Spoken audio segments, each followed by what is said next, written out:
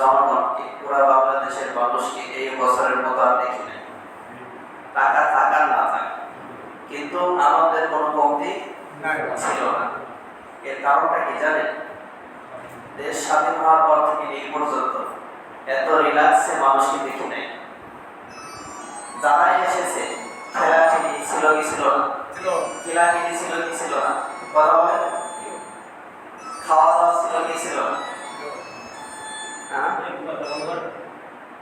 তো সমান্ত ভাইরা, তো যাদের বিশেষ করে লাস্টের যে 16-17 বছর অবস্থা খুব ভয়ানক ছিল। 2 জন মানুষ 5 জন মানুষ একত্রে দাঁড়িয়ে থাকাও কঠিন ছিল, ঠিক না? হাসলেও দোষ, কাঁদলেও দোষ। মানুষ ঈদ উদযাপন করছে কিন্তু আতঙ্কের সাথে। কিসের সাথে? আতঙ্কের সাথে। শুধু জালেম পালিয়ে গেছে তাই যদি এত শান্তিতে আমার বয়সে মানুষ থাকতে পারে, মানসিক প্রশান্তিতে থাকতে পারে, আর যদি ইসলামী স্টেট কায়েম হয়, এই দুনিয়া, এই বাংলাদেশ একটা মিনি জান্নাতে পরিণত হবে। সেজন্য ইসলামী স্টেট কায়েম করতে হলে আমাদের গাঁও চালাতে হবে, অর্থ খরচ করতে হবে, জীবনে দেওয়া লাগতে হবে, ঠিক কিনা? সেজন্য আল্লাহর রাস্তায় আমরা কাজ করে দেব। আল্লাহ আমাদের সকলকে তৌফিক দান করেন। ইনশাআল্লাহ আমরা আশা করি এই বাংলার জমিনে ইনসাফ প্রতিষ্ঠিত হবে ইনশাআল্লাহ। শুধু বাংলার জমিনে নয়, গোটা ভারতে আবার ইসলামী খেলাফত প্রতিষ্ঠিত হবে ইনশাআল্লাহ। সেই স্বপ্ন আমরা দেখছি এবং হবেই হবে ইনশাআল্লাহ। কারণ বক্তব্যের গলি মিস হতে পারে, বিশ্বনবী সাল্লাল্লাহু আলাইহি ওয়াসাল্লামের কথা মিস হতে পারে। তো সম্মানিত ভাইরা, একদিক দিয়ে আনন্দিত, আরেক দিক দিয়ে কিছুক্ষণ আগে নয় দিগন্ত রিপোর্ট দেখলাম। তো ভারতে আপনারা সকলে জানেন যে দীর্ঘদিন যাবৎ মসজিদের উপরে নির্যাতন চালিয়ে আসছে হিন্দুত্ববাদী, উগ্র হিন্দুত্ববাদী যারা আছে রাষ্ট্রীয়ভাবে। এই যে কিছুক্ষণ আগে যে নিউজটা দেখলাম সেটা হলো আপনার ওয়াকফ বিল পাশের মাধ্যমে ওরা মূলত মসজিদ মাদ্রাসা, ভারতের মসজিদ মাদ্রাসা এতিমখানা, তারপরে হলো মুসলিমদেরকে বিতাড়িত করার জন্য ষড়যন্ত্র করছে। তো সেজন্য আমাদের বাংলাদেশের পক্ষ থেকে, ওলামায়ে কেরামের পক্ষ থেকে, তো বাংলাদেশের যিনি প্রধান উপদেষ্টা আছেন তার মাধ্যমে জানিয়ে দেওয়ার আহ্বান জানানো হয়েছে যাতে রাষ্ট্রীয়ভাবে বাংলাদেশ থেকে রাষ্ট্রীয়ভাবে প্রতিবাদ করা হয়। কি করা হয়? প্রতিবাদ করা হয়। তো সেজন্য আমরা এখানে কি করতে পারি? ওরা আমাদের দিনী ভাই।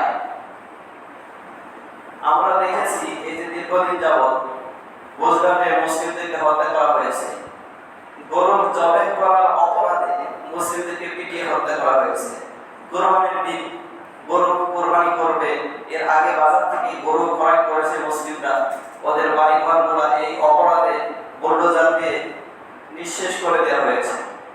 তারপরে বিভিন্ন সময়ে এই নিউজগুলো আমরা দেখি যে ওরা মুসলিমদের উপর নির্যাতন করে যাচ্ছে। তো সম্মানিত ভাইরা, সেজন্য আমাদের কি করণীয়? আমাদের করণীয় হলো এই প্রতিবাদ করার দায়িত্ব শুধুমাত্র আলেমদের নয়, এই প্রতিবাদ করার দায়িত্ব সর্বস্তরের মুসলমানের, ঠিক কিনা? সেজন্য বিশ্বনবী সাল্লাল্লাহু আলাইহি ওয়াসাল্লাম বলেছেন যে মুসলিমদের দৃষ্টান্ত হলো এক মুমিনের সাথে আরেক মুমিনের কানেকশন কি? রাসূল করিম সাল্লাল্লাহু আলাইহি ওয়াসাল্লাম বললেন একটা মানবদেহের মধ্যে হাত থাকে, পা থাকে, মাথা থাকে, ঠিক না? বিভিন্ন অঙ্গ প্রত্যঙ্গ থাকে। দেহের এক অঙ্গে যদি কেটে যায় বা ক্ষত হয়, গোটা অঙ্গ কিন্তু এর ব্যথা অনুভব করে, ঠিক না? তো বিশ্বের এক প্রান্তে যদি কোনো মুসলিমের উপরে নির্যাতন করা হয়, রাসূল করিম সাল্লাল্লাহু আলাইহি ওয়াসাল্লাম বলেন গোটা ওয়ার্ল্ডের মুসলিমদের সেই ব্যথায় ব্যথিত হয়। তো সেই ব্যথা আমাদের আছে। তো ইনশাআল্লাহ ওলামায়ে কেরামের পক্ষ থেকে যদি প্রতিবাদের ডাক আসে, যে পদ্ধতিতে আসে আমরা সেই পদ্ধতিতে শামিল হয়ে যাব। আল্লাহ আমাদের সকলকে তৌফিক দান করুন। সম্মানিত ভাইরা, ঈদের দিনগুলো অনেক আনন্দেই কেটেছে, ঠিক না? আর আমি তো বলেছিলামই যে ঈদ উদযাপন করার 2টি সাইড রয়েছে। রমজানকে বিদায় জানানোর কয়টি সাইড? 2টি সাইড রয়েছে। একটা হলো গুড সাইড আর একটা হলো ব্যাড সাইড। একটা হলো নেগেটিভ সাইড আর একটা হলো পজিটিভ সাইড। একটা হলো বিশ্বাসঘাতকতার সাথে মাহে রমজানকে বিদায় করা, আর আরেকটা হলো বিশ্বস্ততার সাথে মাহে রমজানকে বিদায় করা। আপনারা কোনটা করেছেন? বিশ্বস্ততার সাথে বিদায় জানাইছেন না?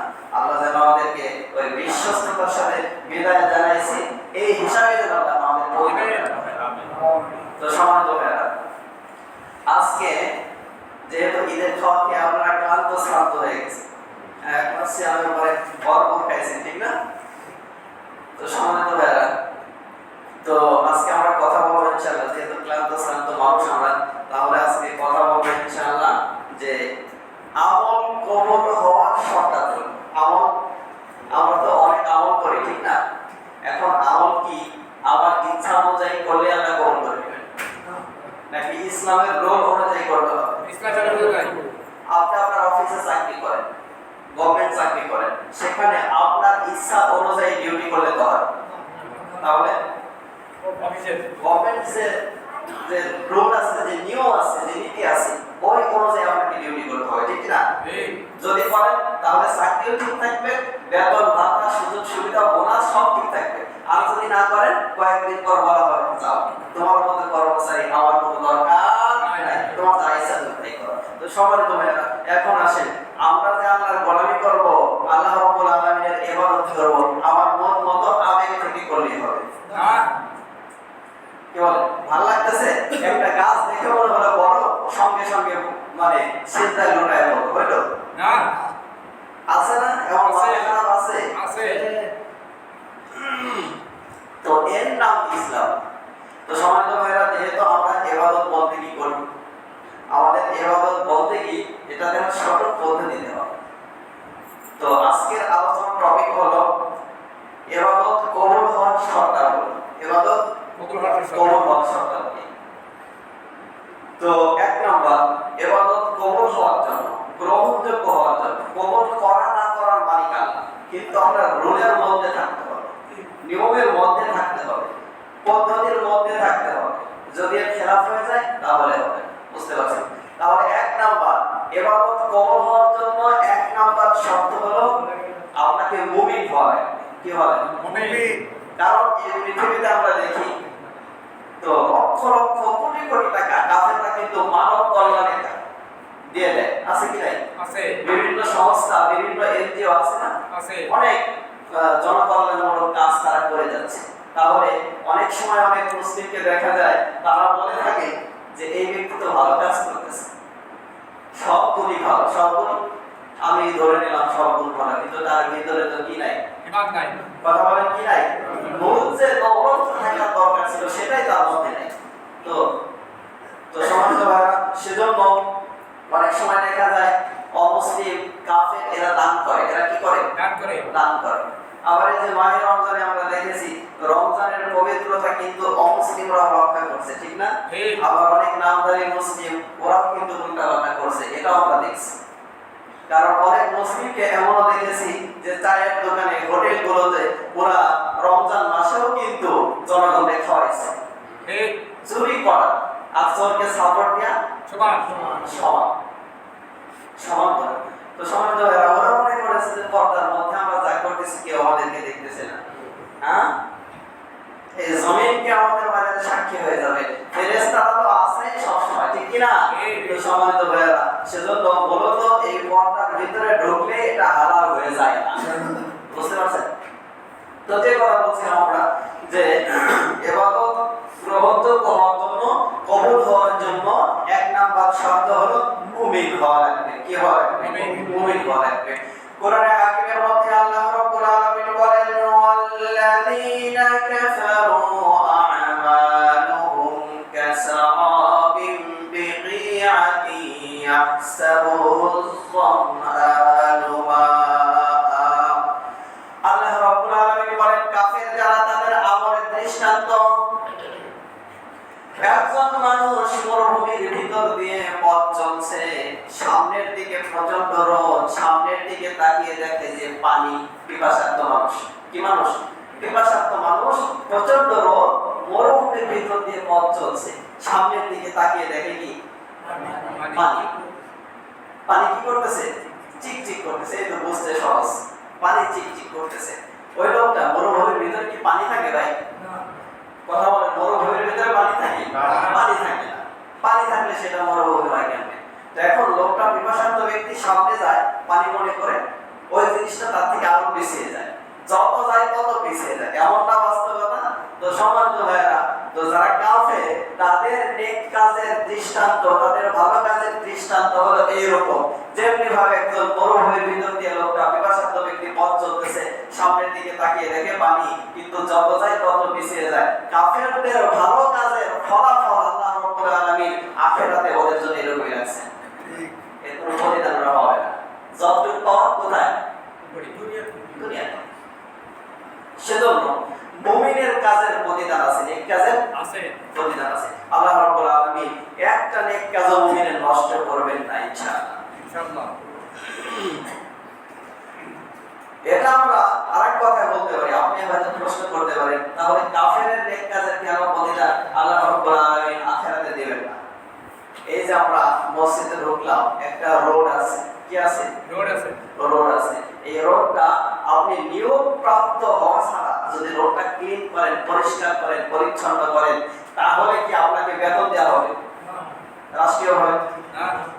কথা বলেন, আপনি তো পরিশ্রম করছেন। আর যদি একজন ক্লিনার রাষ্ট্রীয়ভাবে নিযুক্ত করা হয়, তাহলে তাকে কি দেওয়া হবে? কিসের জন্য দেওয়া হবে? তাকে বেতন ভাতা কি জন্য দেওয়া হবে? কারণ তার চাকরি আছে। কি আছে? দুইজনই কিন্তু কাজ করছে। দুইজনই কি করছে? কাজ করছে। এখন সবাই মনে করেন পরিশ্রম করছে, একজনের বেতন ভাতা দেওয়া হলো, আরেকজনকে দেওয়া হলো না। কারণটা কি?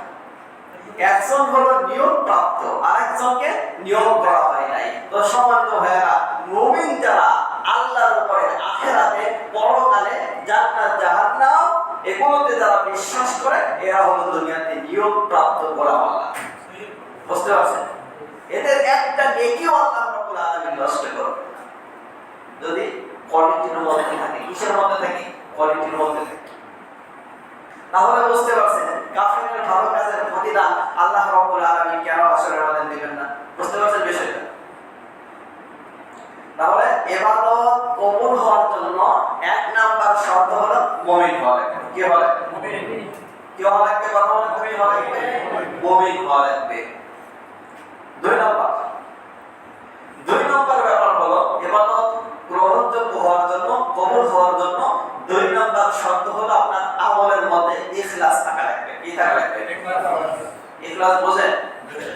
হ্যাঁ, একমাত্র স্রেফ ওই কাজটা কার জন্য হতে হবে? এই যে আমরা সালাতে আসছি, এই সালাতটা কার জন্য হবে?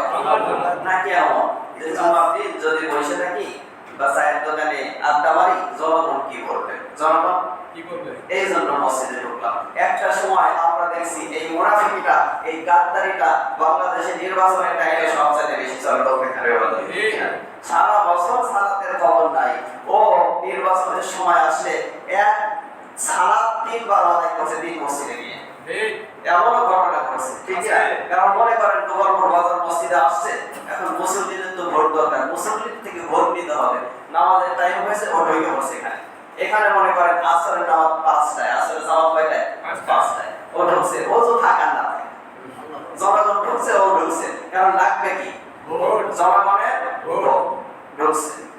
এই সালাতটা কি আল্লাহর জন্য হয়েছে না ভোটের জন্য হয়েছে? হ্যাঁ, ভোটের জন্য হয়েছে। তো এখন আছে, এখান থেকে 5টার সময় ঢুকছে, ঢুকে আরেকটু সামনে গেছে, সেখানে গিয়ে দেখে সব 5টায় জামাত আছে। কয়টায়? সব 5টায়। ওখানে গিয়ে ওযু থাক আর না থাক ঢুকে গেছে, কারণ লাগবে কি? ভোট। ঠিক না? তো সম্মানিত ভাইয়েরা, এই সালাত আদায় করা কার জন্য হয়েছে? ভোটের জন্য। কথা বলেন, আল্লাহর জন্য। ভোটের জন্য। আবার সারা বছর কোনো দান সৎকার, কোনো খোঁজ খবর নাই, অন্যের সম্পদ আরো চুরি করে নেয়, হ্যাঁ, কিন্তু নির্বাচনের সময় দান করতেছে। কারণ এই দানটা তো স্রেফ আল্লাহর জন্য হয় নাই, এটা হয়েছে ভোট হওয়ার জন্য। কি হওয়ার জন্য? ভোট হওয়ার জন্য। তাহলে এই আমলের মধ্যে কি ইখলাস আছে ভাই?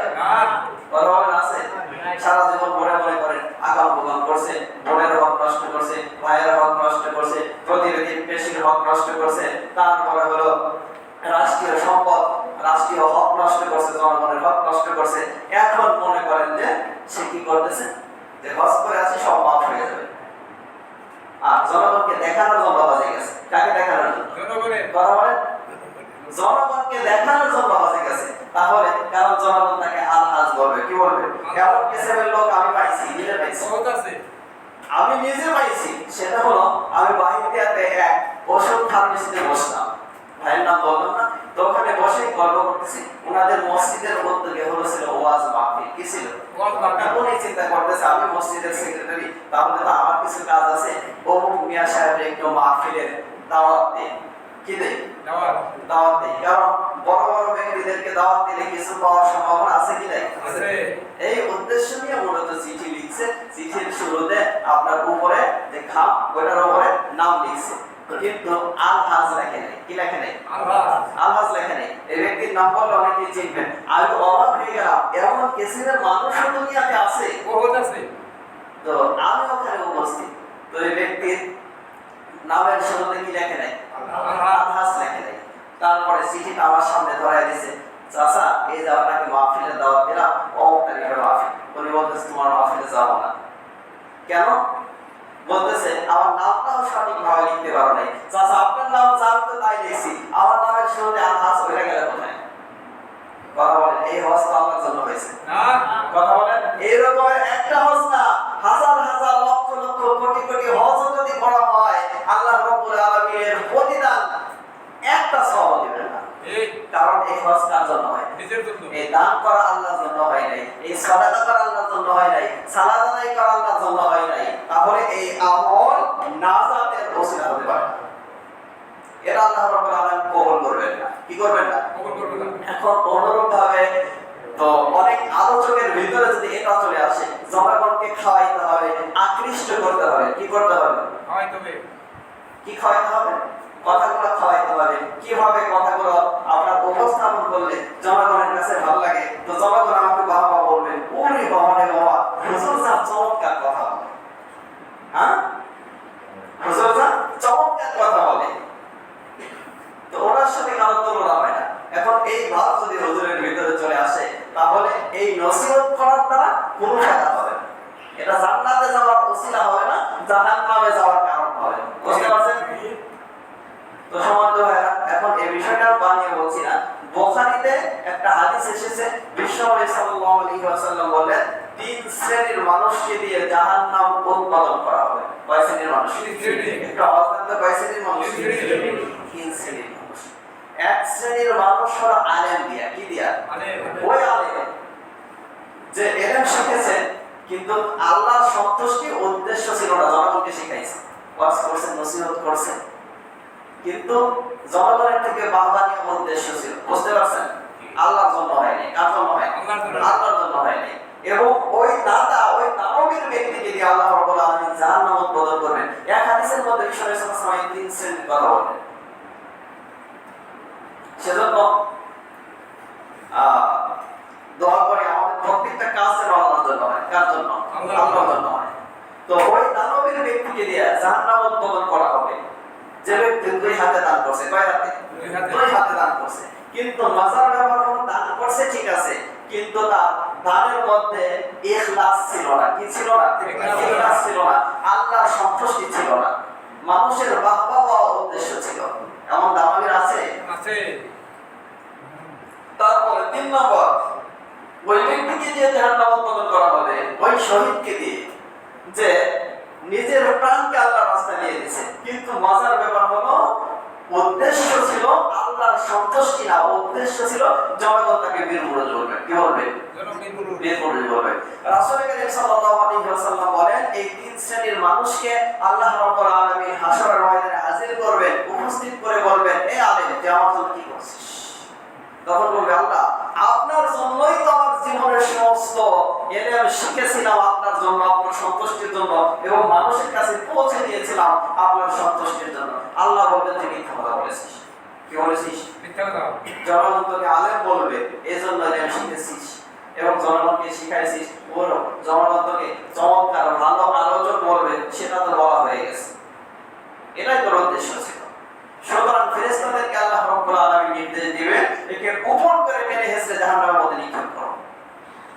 আমি আপনাদেরকে জিজ্ঞাসা করতে চাই, ইলম শিক্ষা করা, ইলম জনগণকে শেখানো, এটা কি খারাপ কাজ না ভালো কাজ? একটু বলেন তো। কিন্তু এই ব্যক্তিকে দিয়ে জাহান্নাম কেন উৎপাদন করা হলো? আল্লাহর জন্য এই কাজটা ছিল না। কার জন্য ছিল না? স্রেফ আল্লাহর জন্য ছিল না, জনগণের থেকে বাবা উদ্দেশ্য ছিল। বুঝতে পারছেন? তাহলে তারপরে দ্বিতীয় শ্রেণীর মানুষ ওই দানবের ব্যক্তিকে আল্লাহ রাব্বুল আলামিন হাশরের ময়দানে হাজির করবে, বলবে বান্দা তোকে এই নিয়ামত আমি দুনিয়াতে দান করেছিলাম, আমার জন্য কি করেছিস? তখন বান্দা বলবে আল্লাহ আপনার জন্যই তো জীবনের সব সম্পদ, আপনার জন্যই মানুষকে দান করেছি। মানুষকে কি করেছি? দান করেছি। আল্লাহ বলবেন না তুমি মিথ্যা কথা বলেছো, আমার সন্তুষ্টির উদ্দেশ্য ছিল না, উদ্দেশ্য ছিল জনগণ তোমাকে দাতা বলবে, দানবীর বলবে, জনগণ তোমাকে আলহাজ বলবে, এটাই উদ্দেশ্য ছিল। সুতরাং এটা তো দুনিয়াতে বলা হয়ে গেছে। আজকে আমার কাছে কিছুই নাই, ফেরেশতাদেরকে আল্লাহ তাআলা অর্ডার দিবেন একে উপর করে টেনে হেসে জাহান্নামের মধ্যে নিক্ষেপ করো। দ্বিতীয় শ্রেণীর ওই শহীদকে হাজির করবেন আল্লাহ রাব্বুল আলামিন হাশরের মধ্যে, বলবেন এই গোলাম তোকে তো অনেক নিয়ামত দান করেছিলাম, আমি আল্লাহর জন্য কি করেছিস? তখন শহীদ বলবেন যে আপনার জন্যই আমার জীবনের সমস্ত আমল, এমনকি আমার আত্মাকে, আমার জানকে আপনার রাস্তায় বিলীন করে দিচ্ছি, শহীদ হয়েছি। আল্লাহ রাব্বুল আলামিন বলবেন হ্যাঁ শহীদ হয়েছিস আমার জানা আছে, কিন্তু এটা তো আমি আল্লাহ তাআলার সন্তুষ্টির জন্য হয় না, এটা হচ্ছে জনগণ তোকে বীর পুরুষ বলবে। কি বলবে? বীর পুরুষ বলবে, সেটা বলা হয়ে গেছে। এই কাজ আমি আল্লাহ তাআলার জন্য হয় না। তখন আল্লাহ তাআলা বলবেন এদেরকে উপর করে টেনে হেসে জাহান্নামের মধ্যে নিক্ষেপ করো। তো এই তিন শ্রেণীর বর্ণনা বিশ্বনবী সাল্লাল্লাহু আলাইহি ওয়াসাল্লাম দিলেন হাদিসের মধ্যে, বুখারীর হাদিস, যে তিন শ্রেণীর মানুষকে দিয়ে আল্লাহ জাহান্নাম উৎপাদন করবে। আমি আপনাদেরকে জিজ্ঞাসা করতে চাই তিন শ্রেণীর মানুষের মধ্যে কোন শ্রেণীর মানুষটা খারাপ? খারাপ কাজ কেউ করছে? বলেন তো খারাপ কাজ কেউ করছে? আলেম হওয়া, ইলম প্রচার করা খারাপ কাজ না ভালো কাজ? ভালো কাজ। তারপরে হলো দান করা, সাদাকা করা ভালো কাজ না খারাপ কাজ? তারপরে আল্লাহর রাস্তায় জীবন দেওয়া ভালো কাজ না খারাপ কাজ? ভালো কাজ। তাহলে তিন শ্রেণীর মানুষ ভালো কাজ করার পরেও আল্লাহ কেন জাহান্নাম উৎপাদন করলেন এদের দেয়া? বলেন তো কারণ কি? আল্লাহর সন্তুষ্টির জন্য কাজ হয় নাই। বুঝতে পারছেন? সেজন্য আমাদের প্রত্যেকটা কাজ কার সন্তুষ্টির জন্য হবে? মসজিদের খেদমত করা, মাদ্রাসার খেদমত করা, জিহাদের ময়দানে শামিল হওয়া, দিন প্রচেষ্টার জন্য সংগ্রাম করা, এই প্রত্যেকটা কাজ সালাত, সওম, হজ, যাকাত যত নেকাম আছে সব করতে হবে কার জন্য? আল্লাহর জন্য যদি করতে পারি এর মধ্যে আল্লাহ রাব্বুল আলামিন বারাকা দান করবেন, এবং এটা আল্লাহ তাআলা কবুল করেন যদি, তাহলে এটা নাজাতের ফয়সালা হয়ে যাবে। কিসের ফয়সালা? নাজাতের ফয়সালা। আমার ভাইরা আল্লাহ রাব্বুল আলামিন বলেন কুল ইন্না সালাতি ওয়া নুসুকি ওয়া মাহইয়ায়া ওয়া মামাতি লিল্লাহি রাব্বিল আলামিন। হে নবী আপনি মানুষদেরকে বলে দিন নিশ্চয় আমার সালাত, আমার কুরবানি, আমার বেঁচে থাকা, আমার মরে যাওয়া সব কিছুই আল্লাহর জন্য নিবেদিত। কার জন্য? আল্লাহর জন্য। প্রত্যেকটা কাজ আল্লাহর সন্তুষ্টির জন্য লাগবে। যদি হয় তাহলে আশা করা যায় আল্লাহ কবুল করবেন। কি করা যায়? তাহলে ইবাদত কবুল হওয়ার জন্য এক নাম্বার শর্ত কি বলেছি ভাই? মুমিন হবে। দুই নাম্বার ইখলাসের সাথে হওয়া লাগবে কাজ। তিন নাম্বার ইত্তিবাউস সুন্নাহ, সুন্নাতের অনুসরণে হওয়া লাগবে। কিসের অনুসরণে? আমি সালাত আদায় করব, আমাকে দেখতে হবে বিশ্বনবী সাল্লাল্লাহু আলাইহি ওয়াসাল্লাম কিভাবে সালাত আদায় করেছেন, সেভাবে সালাত আদায় করতে হবে। বুঝতে পারছেন? আমি যাকাত দেব, আমাকে দেখতে হবে বিশ্বনবী সাল্লাল্লাহু আলাইহি ওয়াসাল্লাম কোন পদ্ধতিতে যাকাত দিয়েছেন, সেই পদ্ধতিতে আমাকে যাকাত দিতে হবে। আমি দান করব, দেখতে হবে বিশ্বনবী সাল্লাল্লাহু আলাইহি ওয়াসাল্লাম কোন পদ্ধতিতে দান করেছেন। আমি ইসলামী আন্দোলন করব, দেখতে হবে বিশ্বনবী সাল্লাল্লাহু আলাইহি ওয়াসাল্লাম কোন পদ্ধতিতে ইসলামী আন্দোলন করেছেন। যদি আমার ইসলামী আন্দোলনে শামিল হওয়া বিশ্বনবী সাল্লাল্লাহু আলাইহি ওয়াসাল্লামের তরিকার পরিপন্থী হয়ে যায়, ওই ইসলামী আন্দোলন আমাকে জান্নাতের পথ দেখাবে না। ঠিক বুঝেন নাই? তো সম্মানিত ভাইরা, এরপরে আমাকে দেখতে হবে বিশ্বনবী সাল্লাল্লাহু আলাইহি ওয়াসাল্লাম কোন পদ্ধতিতে বিবাহ করেছেন। সেই পদ্ধতিতে যদি বিবাহ করি এটা নাজাতের ওসিলা হতে পারে।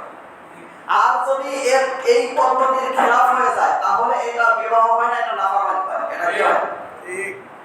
আমাকে দেখতে হবে বিশ্ব ইসলাম কোন পদ্ধতিতে ঈদ উদযাপন করেছেন, সেই পদ্ধতিতে আমাকে ঈদ উদযাপন করতে হবে। যদি আমার ঈদ উদযাপন করা বিশ্বনবী সাল্লাল্লাহু আলাইহি ওয়াসাল্লামের ঈদ উদযাপনের তরিকার খেলাফ হয়ে যায়, তাহলে এই ঈদ উদযাপন করা আমাকে নাজাতের পথ দেখাবে না, এটা আমাকে জাহান্নামের পথে নিয়ে যাবে। ঠিক বুঝলেন? এখন একটু আপনাদেরকে জিজ্ঞাসা করি, বলেন তো ঈদুল ফিতর আপনারা কিভাবে উদযাপন করলেন? সুন্নাহ দিয়া না গজব দিয়া? সুন্নাহ দিয়া। কত পার্সেন্ট সুন্নাহ দিয়া আদায় করতে পারছেন আর কত পার্সেন্ট গজব দিয়ে আদায় করতে পারছেন? আল্লাহ আমাদের হেফাজত করুন। আমিন। এই যে আজকে একটা ভিডিও ফুটেজ দেখছিলাম, কিশোর গ্যাং বাহিনী, কি বাহিনী? কিশোর গ্যাং বাহিনী। এদের কারো হাতে কোরআন ছিল, কারো হাতে ধারালো অস্ত্র ছিল। এরা ড্যাক্সের কয়েকটা ডলারের মধ্যে মানে ব্রুম ব্রুম করে আওয়াজ হচ্ছে। তো এখন ড্যান্সও করতেছে রোলটা বলা, যেহেতু হাতে অস্ত্র ছিল, দেশীয় অস্ত্র, সেনাবাহিনী ধরে রব করে সাইজ করছে। ওরা ঈদ উদযাপন করতেছে। কি উদযাপন করতেছে? ঈদ উদযাপন করতেছে। এভাবে তো সাহাবায়ে কেরাম ঈদ উদযাপন করছে না? আবার আমাদের গ্রামে ঘুরে ঘুরে দেখলাম, বিভিন্ন জায়গায় ঘুরে ঘুরে দেখলাম, ওরে বাপ রে বাপ, অ্যাক্সিডেন্ট আওয়াজ, মাটি শুদ্ধা থপ থপ থপ থপ করে কাঁপছে, মনে হচ্ছে যে ভূমিকম্প শুরু হয়ে গেছে। হ্যাঁ, আছে না? আতশবাজির মাধ্যমে, অশ্লীলতা বেহায়াপনার মাধ্যমে এই পদ্ধতিতে কি বিশ্বনবী ঈদ উদযাপন করেছে? না। আবার আপনি কোন পদ্ধতিতে বললেন এই ঈদ আপনাকে নাজাতের পথ দেখাবে না, এই ঈদ আপনাকে জাহান্নাম পর্যন্ত পৌঁছাবে? ঠিক। সেজন্য প্রত্যেকটা কাজ সুন্নাতের আলোকে করতে হবে। কিসের আলোকে? সম্মানিত ভাইরা, আমাদের আবেগ দিয়া ইসলাম পালন করা যাবে না। বুঝতে পারছেন? আমার আপনার আবেগ মনে হচ্ছে, দেখেন সুন্নাতের মধ্যে বরকত আছে। আপনি মনে মনে চিন্তা করতেছেন যে একটা মাস সিয়াম পালন করলাম। কয় মাস? এক মাস। এখন শাওয়াল মাসের চাঁদ দেখা গেছে, 29টা সিয়াম পালন করার পরে আপনার আবেগ বলতেছে আগামী কালকেও একটা দিন সিয়াম পালন করি, 30টা পূর্ণ করি। কয়টা? 30টা। আপনার আবেগ বলতেছে, কি বলতেছে? আবেগ। আর শরীয়ত বলতেছে ঈদুল ফিতরের চাঁদ দেখা গেছে মানে রোজা 29টা হইছে, 29টা পর্যন্তই তোমাকে স্টপ করতে হবে।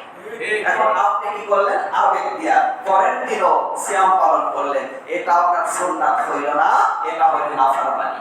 এটা আপনাকে নাজাতের পথ দেখাবে না, এটা আপনাকে জাহান্নাম পর্যন্ত পৌঁছে দেবে। ঠিক বুঝেন নাই?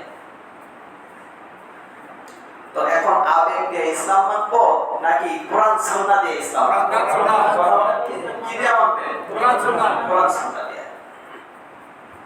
আল্লাহ আমাদের মানবার তৌফিক দান করেন। আমিন। সেজন্য আমার আপনার জীবনের প্রত্যেকটা আমল সুন্নাতের আলোকে করতে হবে, সুন্নাতের অনুসরণে অনুকরণে করতে হবে। তাহলে এটা গ্রহণ করবেন কি?